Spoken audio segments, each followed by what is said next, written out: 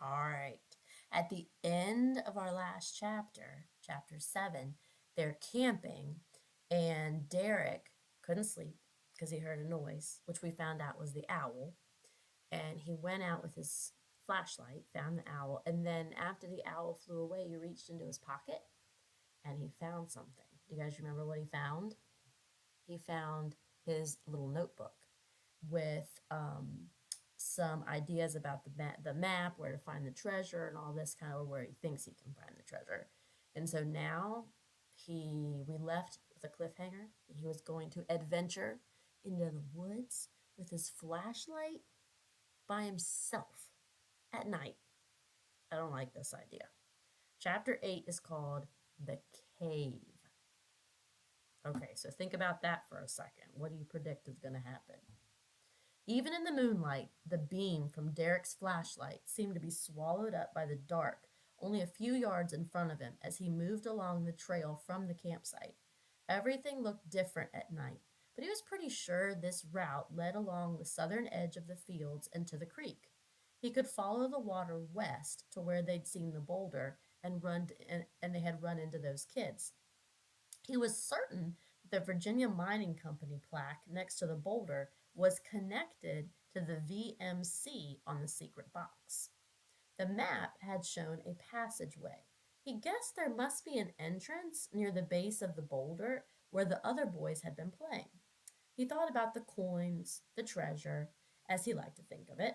Soon it wouldn't be a chest with a mountain of gold and jewels like in pirate stories, but those rare coins would be a treasure nonetheless. The spooky, dark branches waved at him along the trail. Derek tried not to think about what else might lurk in the woods in the middle of the night. Was his dad serious that Mr. Hadkins had seen bears? It was great joking around to scare Sam, but now it didn't seem so funny. He pushed those thoughts out of his mind when he heard the faint gurgles of the creek up ahead. Excuse me. And soon his light rested on the familiar path by the running water and the fallen logs. He followed the creek along its dips and curves and soon recognized the small hill topped by the line of pine trees and the boulder. Derek shined his light on the metal plaque along the boulder. He compared it to the one in his book. The V, M, and C letter designs were perfect replicas. It was a match, no doubt about it. He carefully climbed back up the small ledges of the boulder. They seemed much steeper in the dark. At the top of the rock, he saw the first glimpse of dawn as light slowly formed on the horizon. He thought of Sam and his dad back at the tent. Had they noticed yet that he was gone? He knew his dad wouldn't be happy if he'd gone off on his own. Sam would be mad about being left behind, even though he probably would have been too much of a scaredy cat to have come anyways. He wondered if he'd made a bad decision. Their dad had always been talking to them about making wise choices, but sometimes that was so boring. He'd be fine. He knew what he was doing. They'd see.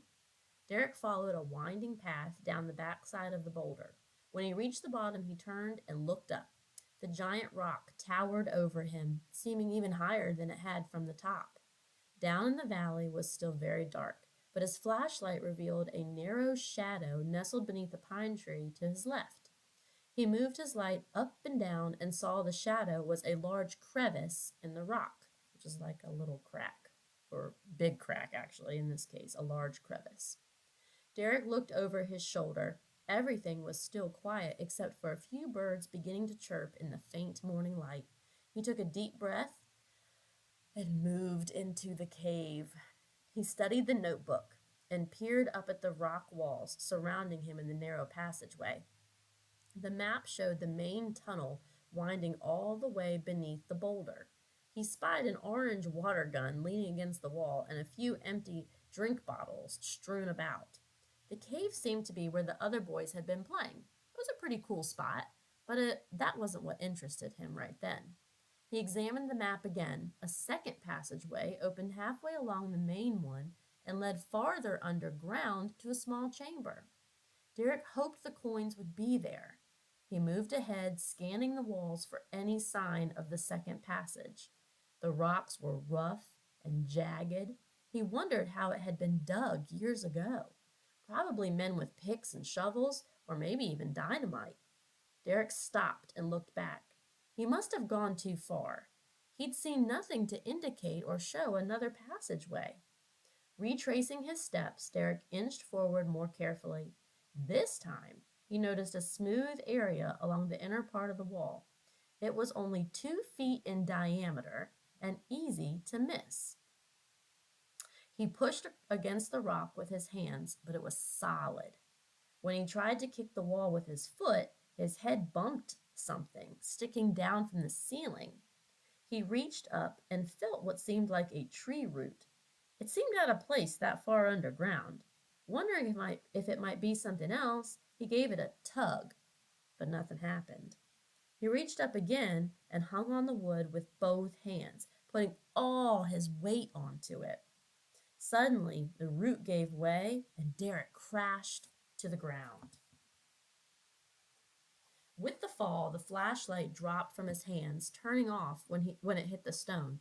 Derek clutched at his arm when he landed on the hard ground.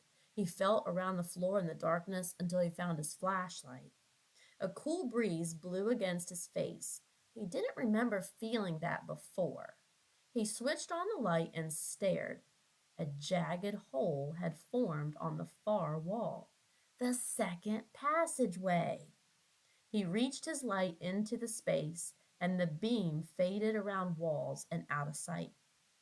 Derek jumped up and squeezed his shoulders through the hole, even as his heart beat like a jackhammer inside his chest. He was close, he could sense it. The air was chilled and stale smelling. As he stepped into the new tunnel, he pulled out the notebook and traced his route with his finger. The second passage curved to the right about 10 feet and then appeared to go down. Down to what? He didn't know. Derek kept the light as far ahead as possible as he crept slowly forward and around the bend. A series of crude rock stairs wrapped in a tight spiral. He felt the wall with his free hand and kept descending or going down, even though his mind screamed to him to turn back. He'd come too far now. He had to discover what was down here. As he reached the bottom of the stairs, his light revealed a small but open room. Was it the treasure chamber?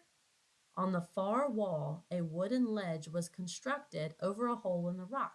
It was almost like a shelf that had been cut out of the wall. Sitting on the ledge was a metal box. Oh my goodness, Derek whispered, imagining what could be in the box.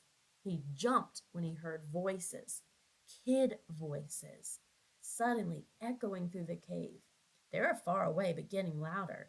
Derek had been so excited about following the passageway, he hadn't noticed them at first. He climbed up onto the ledge, sliding behind the old box to get out of sight. For what seemed like a long time, he lay motionless. The voices had faded, but he needed to be sure that they were really gone. He peered over at the box just inches from his nose. Did Treasure have a smell? He didn't think so, but he definitely smelled something odd. He moved his flashlight up near his head and flicked on the light. A dead rat laid right in front of his face. Derek screamed and jumped back in surprise. As he did, the wooden ledge let out a loud groan and started wobbling. He tried to jump down, but the board started breaking under his weight. The whole shelf shifted inward toward the wall and the box slid backward. No! Cried Derek as he fell through the broken shelf onto a pile of rocks. The old metal box crashed onto its side, barely missing his foot. The box lid flew open and dozens of coins spilled onto the floor next to him. Derek stared at the coins, his eyes opened wide. He shined his light over the open box. There must be hundreds of them.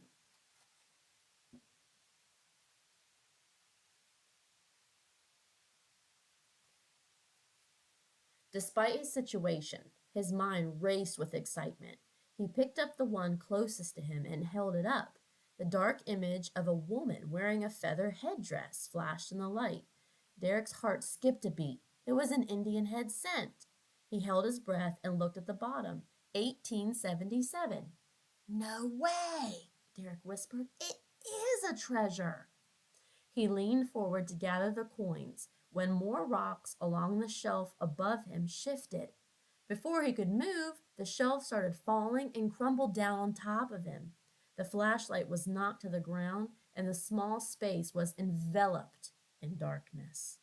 Derek gasped in pain. His foot was caught under a heavy rock. He struggled to move in the darkness, but couldn't. He thought about what to do. He was trapped, alone, in a dark cave, and no one knew where he was. He listened for the other voices, but he couldn't hear anything. Help! Derek cried in a panic, struggling to catch his breath. Somebody help me! Help! His voice echoed through the rock passageways again and again, but no one called back. Derek closed his eyes. His foot ached from the weight of the rocks. This was not how he wanted his treasure hunt to end. He wished he hadn't left the campsite alone, that he'd listened to Sam about things being too dangerous. He wished he'd followed Dad's advice to make good choices. He wished he had never found the secret compartment or even heard about the lost coins at all. Guess what? That's the end of the chapter. So he's stuck. What do you think's going to happen? Do you think that, I hope, I don't know, I'm predicting, I hope that when his dad and his brother wake up, that maybe Sam will tell their dad, like, hey, Dad, we were thinking about going to look for this treasure, and I think I know where Derek might be, and hopefully they'll find him, and hopefully Derek will be okay. But we'll have to wait and see.